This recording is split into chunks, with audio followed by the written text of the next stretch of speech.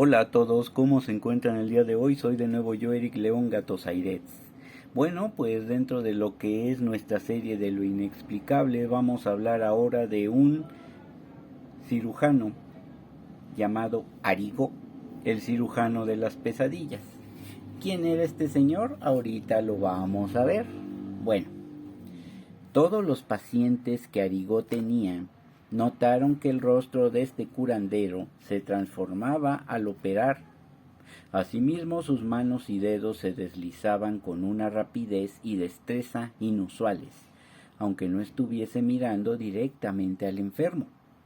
Estaba poseído por el espíritu del misterioso doctor alemán Adolf Fritz. Eso es lo que decía él, era un curandero psíquico. Tras 5 años de investigación, el doctor Andrija Pujarich o Andrés Pujarich no pudo precisar si el curandero realmente oía la voz del doctor Adolf Fritz o si se trataba de una alucinación, y declaró: nuestro moderno equipo probó que tenían lugar curaciones auténticas en condiciones extrañas y circunstancias increíbles. Es evidente que todavía nos queda mucho por investigar. Esto es lo que él decía. Bueno, Arigo, cuando cursaba sus primeros estudios escolares, época en la que también recibió el mote o apodo de C. Arigo, con el que se le conoce actualmente, el brasileño José Pedro de Freitas comenzó a ver luces extrañas y a oír una voz misteriosa que se dirigía a él en una lengua desconocida. Por aquí actualmente muchos dirían que eso era una indicación clara de una temprana esquizofrenia, claro, o también paranoia, pero en fin. Hacia los 30 años de edad, su descanso nocturno sufrió un trastorno radical cuando C. Arigo se vio aquejado por una severa depresión que lo sumió en un sonambulismo constante, y en los contados momentos en que él podía dormir, sus sueños se convirtieron en pesadillas agobiantes que le producían intensas jaquecas, o sea que para acabarla de tostar, el señor no podía dormir. Bueno, desesperado abrazó la fe cristiana, pero nada pudo detener aquellas visiones oníricas que se desarrollaban en quirófanos y en las que oía la misma voz ronca y gutural que cuando él era un niño. La voz procedía de un enigmático personaje, macizo y calvo, que una noche se presentó como el doctor Adolf Fritz, fallecido durante la Primera Guerra Mundial o la Gran Guerra, que en ese entonces era conocida también. Fritz había elegido a C. Arigo para continuar su misión en el mundo, la cual era curar, sanar. Y agregó también que de negarse, C. Arigo, o sea, de Freitas, jamás encontraría la paz interior. Bueno, aquí ya hubo algo en contra del libre albedrío de C. Arigo, algo que pues no me gusta a mí, pero bueno. Finalmente, en 1950, Arigo realizó un viaje corto por razones laborales, pues también fue una destacada personalidad del sindicalismo en su país. Entonces hallaba, lejos de sospechar, que se toparía con su destino. Eso es lo que él dice. Lucio Bittencourt, el político que lo había invitado a participar en su campaña electoral, estaba en su hotel a punto de descansar cuando Arigo penetró en su recámara. Encendió la luz y se dirigió a él con un acusado acento alemán. Su imagen era aterradora. Sus ojos estaban vidriosos y en su mano había una navaja, aunque su actitud no era agresiva. Declaró que era necesario operar a Bittencourt de emergencia y cuando despertó descubrió que su ropa de dormir estaba rota y manchada de sangre. Claro, antes de realizar la operación, Bittencourt se desmayó. En fin. Y también que creen que mostraba que la parte posterior de su tórax mostraba una pequeña incisión. Sin perder tiempo se dirigió a los aposentos de Arigó, quien no solo negó los hechos, sino que creyó que el candidato estaba ebrio. Mira nomás, ver entrar a alguien con una navaja y luego con los ojos vidriosos, bueno, yo ahí empezaría a dudar también, ¿no? Sin embargo, las pruebas que Lucio Bittencourt ostentaba, ya sea la sangre y la herida, eran fehacientes. Arigó no sabía qué hacer y trató de apartarse de las visiones. Pero el rumor de que la operación había sido satisfactoria atrajo sobre él la atención de su pueblo. Los espiritistas lo reconocieron como líder espiritual, mientras que las autoridades religiosas, tanto católicas como protestantes, le prohibieron intentar más operaciones. Sin embargo, aquellos cuyas vidas peligraban acudieron a su clínica de Belo Horizonte, en muchedumbres, óiganlo bien, de 900 personas al día. Según su rápida evaluación, ciertos pacientes podían ser curados por la ciencia médica y por lo tanto él no los atendía, los canalizaba. A otros les prescribía recetas en las que no faltaban las medicinas más modernas y efectivas, y algunos más los operaba con un cortaplumas o cualquier otro instrumento punzocortante que tuviese a la mano. Acuérdense de la bruja Pachita aquí en México, que usaba un cuchillo de monte. C. Arigó se alejó un tiempo de sus curaciones paranormales, cuando fue condenado a prisión por ejercer la medicina de forma ilegal. Sin embargo, el espíritu de Adolf Fritz y la fe de la gente acabaron por imponerse, y de Freitas siguió atendiendo a miles de personas hasta que un accidente automovilístico cegó repentinamente su vida en el año de 1971.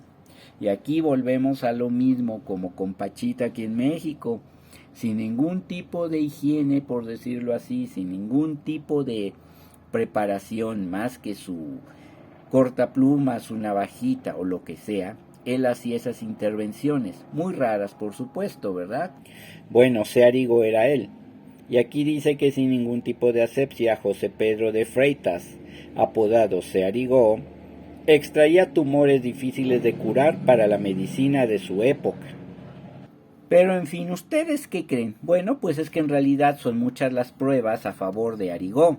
El médico de cabecera de Bittencourt se mostró satisfecho de la evolución de su paciente al examinar una radiografía que le tomó tras este incidente con Arigó, del que no tenía noticia. Creyó que se trataba de una cirugía hecha en Estados Unidos debido a que la técnica empleada en la operación era desconocida en Brasil por aquella época. Es importante destacar que C. Arigó no solo ignoraba el padecimiento del político, sino que su preparación profesional era menos que elemental, y eso hay que tomarlo también en cuenta. Más tarde, Andrija Pujarich o Andrés Pujarich, investigador estadounidense licenciado en medicina, fue a Brasil para ver a Arigó en persona. Este no solo se negó al escrutinio, sino que admitió la presencia de Pujarich, no se negó al escrutinio, sino que este sí aceptó que todos los que llevaba Pujarich en su equipo, pues estuvieran presentes, junto también con cámaras de televisión mientras él hacía una o varias de sus operaciones. Eso fue lo bueno. Después de orar, después de rezar, Arigó se retiraba unos momentos a su privado y entonces ya salía con un severo porte muy solemne e imponente. Pujarich nunca notó que la gente sufriera ni encontró la menor señal de sangre o heridas, salvo en la primera que ya vimos. Las operaciones se sucedían a una velocidad vertiginosa. Arigó no utilizaba anestésicos, antisépticos ni sugestión hipnótica, o sea, alá y se va, con el permiso de Dios prácticamente. A muchos solamente les daba una receta que escribía rápidamente y sin titubeos. Además, el trabajo de Arigó era caritativo, nunca aceptó dinero para curar. Pujarich, que tenía un tumor en el codo derecho, se puso en las manos del curandero para experimentar en carne propia el misterio.